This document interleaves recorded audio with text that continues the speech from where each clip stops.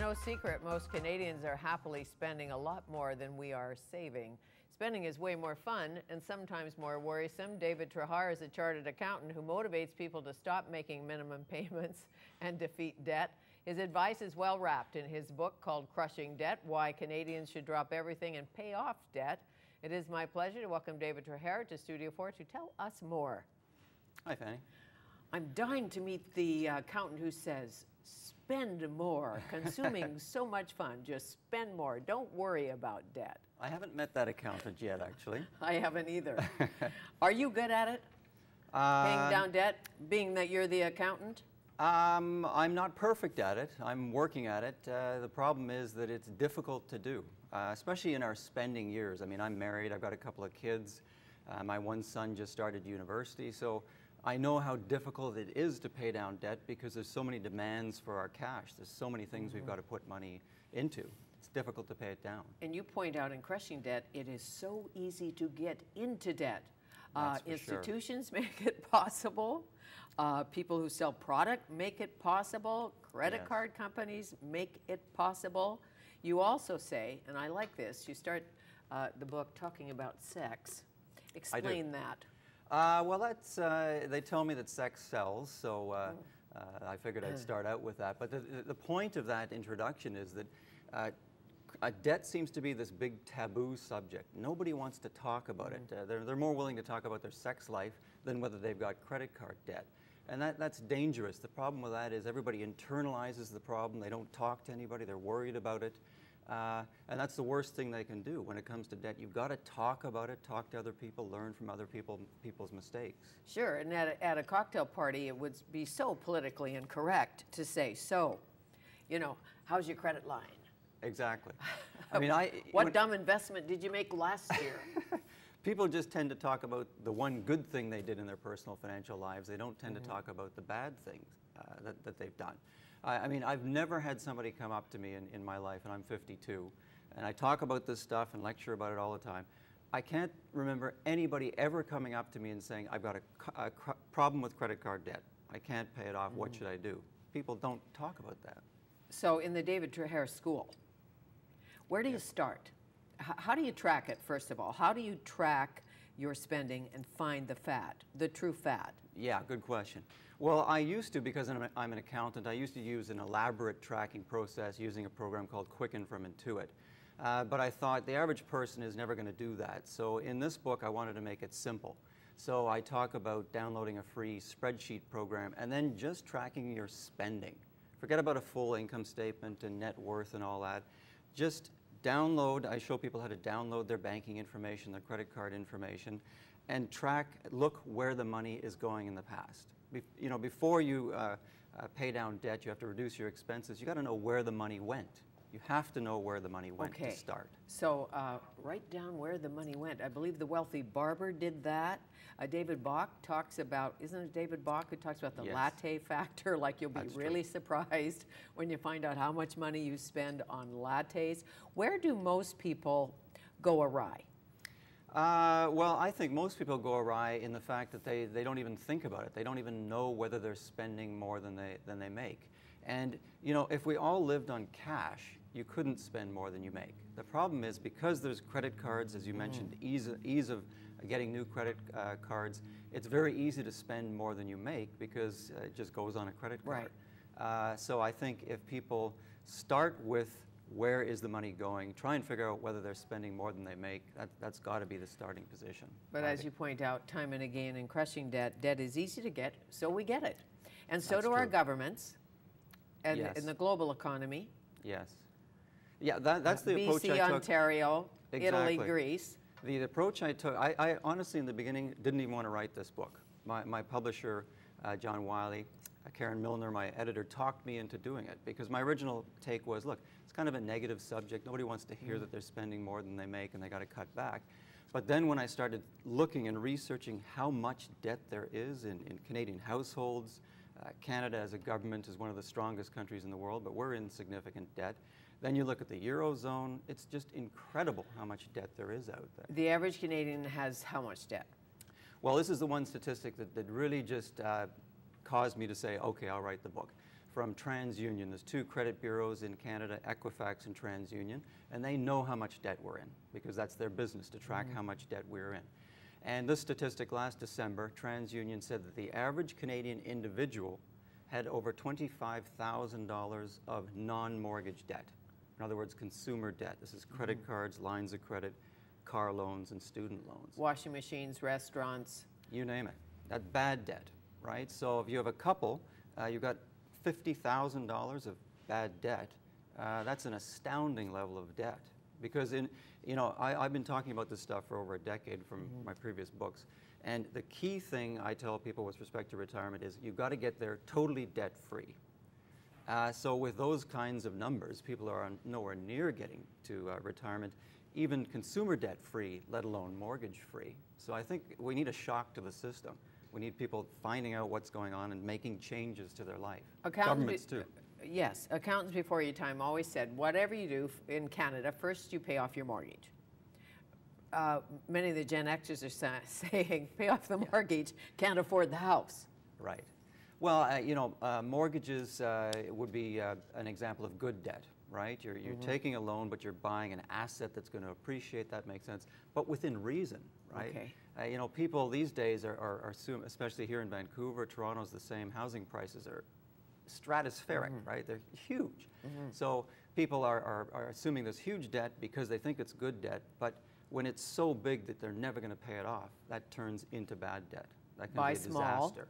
Buy a condo, buy an apartment, and then move up the chain. The wealthiest friends I have started, the ones, they're like 18. They buy their first apartment. Yes. The rest of us were drinking, eating, and fooling around. They buy their first apartment. Now they have a mansion because they paid it off and sold it and took risk. How much risk today in this climate should somebody who's, say, and I know it depends on age, but say you're 30, 40. Yes. How much risk should you take? Well, if we look at risk in terms of debt, I would say, for instance, my father bought a house in the 60s in Oakville for $35,000 when he was earning $20,000. So in terms of assuming risk in terms of the size of a house, size of a mortgage, don't go like 10 times your household income. Try and think about something reasonable, which may be 2, 3 times your household income in terms of a mortgage. Poor. Exactly. Because this is, and I've researched what's happened in the U.S. The U.S., the housing market is in a total disastrous position. Approximately 27 houses of single-family occupied dwellings are underwater. They're worth less than the mortgage on them. Because Americans were led to believe, buy a house, it's the answer to your financial problems, buy a big house. They're granting mortgages to people who didn't even have a job. And when the housing market crashed, it just became a total disaster. Unlikely to happen here because we've got much better regulation and controls. And 6 charter banks that are pretty hefty, but not completely, I'm sure. Yeah, well, I analyzed the big 6 charter banks in Canada in the book because I was very interested in why have our banks done so well. During the meltdown of 2008, 2009, hundreds of American banks went under. Admittedly, many of them were small banks. Why did the Canadian banks survive? And the main conclusion I came to is they didn't get addicted to these toxic CDO, collateralized debt obligation things that looked initially profitable, but in the long run were basically worthless. The risk is, I see it, and I think this is the reason why Mark Carney, Governor of the Bank of Canada, is warning people about household debt levels, is that our household debt levels, our credit cards and lines of credit, are receivables on the books of the banks. So if there's a major shock to the system and many Canadians can't afford to pay back their loans, it has a huge negative effect on the banks, and that's the worry. Absolutely. Do you think a U.S. subprime mortgage disaster could happen here? It's possible, but I doubt it. I really doubt it because we've got much stronger controls, much stronger regulations, and it's already happened down there. So, the aggressive mortgage brokers selling junk mortgages isn't really happening anymore. How tight are we to what's happening down there? Well, depending on who we are, if we work for a company that exports to the U.S., which a lot of Canadian companies do, we're very tied to it. We're also, to a large degree, tied to the problems in the Eurozone. And the problem, as I see it, is humans, us people, we make decisions based on emotion. So the big thing is if Greece defaults, whether we don't have direct investments in Greece, but we panic, or people tend to panic and think, oh, what's going to happen next? We say things like when Greece defaults, not if. When Greece defaults, when Italy goes broke, right. What happens to me in Vancouver, to my RRSP, to my little house, to my investments, to my kids? Yes, very good question. The problem is, especially with respect to investments, i.e. the stock market, all the research I've done shows me that the stock market is very emotion-driven. So whether the economic fundamentals mean that the investments you have in your RSP should go down, if there's panic, the whole stock market starts coming down, and that's going to negatively affect people with savings. So I say, consistent with what I've been saying for years, is the best protection against a worldwide economic meltdown is to reduce your debt. To reduce your debt, because if your balance sheet has lots of assets financed by lots of debt, your assets could come down significantly. Your debt doesn't, right? However, if you owe nobody anything, and you retire at 65, 75, 85, whatever the age, right. What are you going to live on in this country?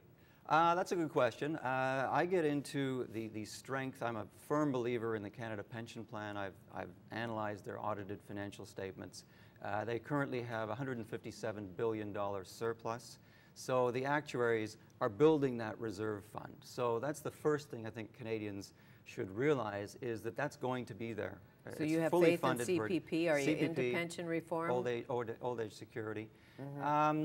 Yeah, pension reform, the big problem with pensions are defined benefit pensions used to be your ticket. You know, you work for a company for life, and then they guarantee you payments, probably indexed for inflation, for life. The problem is, because these pension plans invest significantly in the stock market, they haven't done well enough to fulfill their promises. So that's a major problem. That's why many companies are switching to defined contribution pension plans, which are similar to RSPs. Sure. Put the money in, and whatever it grows to. Are you a fan of RRSPs? I am a fan of RSPs if used correctly. I think some people, RSPs don't make sense. For instance, people in their 20s, just out of university, they're in a very low tax bracket. You don't get much bang for your buck with an RSP contribution. Some people, lower income people, they don't have excess money to put in for retirement. They're just worried about paying the bills. You know, the question I get all the time is RSP or pay off debt. And the conclusion I've come to personally, I'm an ultra-conservative accountant, is that getting rid of debt should be job number one, to the exclusion of RSPs. I mean, most of us will need something in our RSPs, but let's focus on our debt first. And if you are an entrepreneur and have never worked for another company, so you're your own it's going to be up to you. Right. Because, for instance, Canada Pension Plan and Old Age Security combined, if you've paid in the maximum, just so you know the numbers, will pay out currently about $17,000, $18,000 per person. Okay? So if you have a couple, you got about $36,000 of pre-tax income coming from just the Canada Pension Plan and Old Age Security. So some people can live on that if you've paid in for your entire working career. Many people don't get the maximum. They wouldn't get that much. Right. So you have to think about your spending after retirement. Is that going to be enough? For some people it is, but for many people it's not going to be enough. Unless you're a member of a company pension plan, as you say, you have to build up your own savings. You've got to have your RRSP to the point where it will make up the difference in terms of what you need. Or tax-free savings? Possibly tax-free savings. Tax-free savings. And are there ways, we'll take a break and come back and I'll ask this question, ways to use your RRSP to then make money? Maybe after retirement, I don't know. Can you buy a plot using your RRSP? We can talk about that. You can? Okay. Crushing debt, why Canadians should drop everything and pay off debt. David Trahair, our guest. He's a chartered accountant.